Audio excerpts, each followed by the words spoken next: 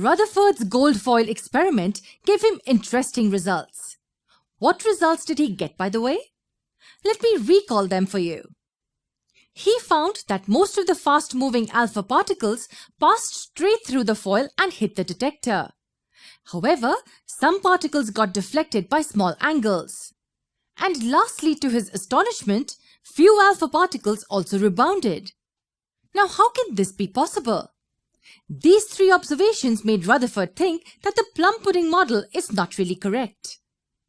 Let us take a simplified example to understand the inferences first. Let us imagine that we have a ball made up of cotton.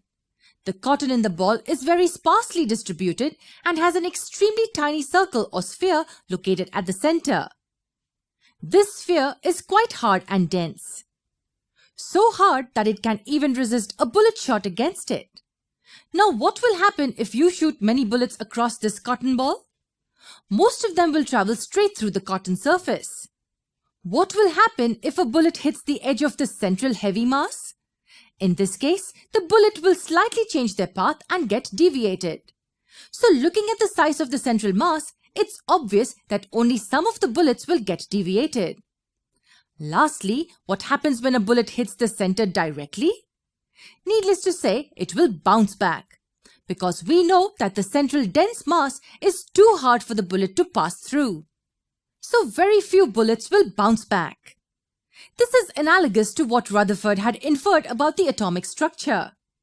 His first conclusion was that most of the space inside an atom is empty. This is because most of the alpha particles could easily pass through the atoms and hit the detector straight. Now, if most of the space is empty inside an atom, then where is the positive charge located? Well, that's the second conclusion. The positive charge is compactly packed in a tiny entity. This occupies an extremely small space inside the atom. Now, why did he think so? Let's go back to our cotton ball and bullet example. Can you recall the second and the third case? Yes, the bullets get deviated on hitting the tiny sphere of the edge, and they will rebound when they hit the center. Same explanation holds true for this. A few alpha particles get deviated. That means there is a possibility that these hit the edge of the positive center. Yes, and one more possibility is that they get deviated because the positive center repels the alpha particles as they're also positively charged. Also, a very small number of alpha particles rebounded.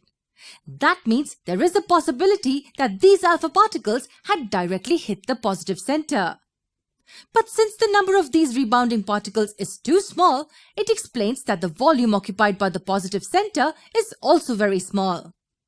If the space occupied would have been big enough, then the number of alpha particles bouncing back would also be greater. So let's say there are gold particles in the foil. He found that most of the rays pass straight through the atoms. A few rays change their path and get deflected. Lastly, very few particles bounce back.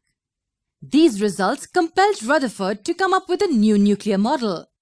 Let's have a look at the hypothesis put forward by him. Firstly, there's a positively charged center in an atom called nucleus. Nearly all the mass of an atom resides in the nucleus. Secondly, the electrons revolve around the nucleus in circular paths. Thirdly, the size of the nucleus is very small compared to the size of an atom. However, theoretically, there were many flaws in the hypothesis. Let's have a look at the drawbacks in Rutherford's hypothesis in the next video. Also, we will have a look at the explanation of atomic structure by another scientist named Niels Bohr in the next video.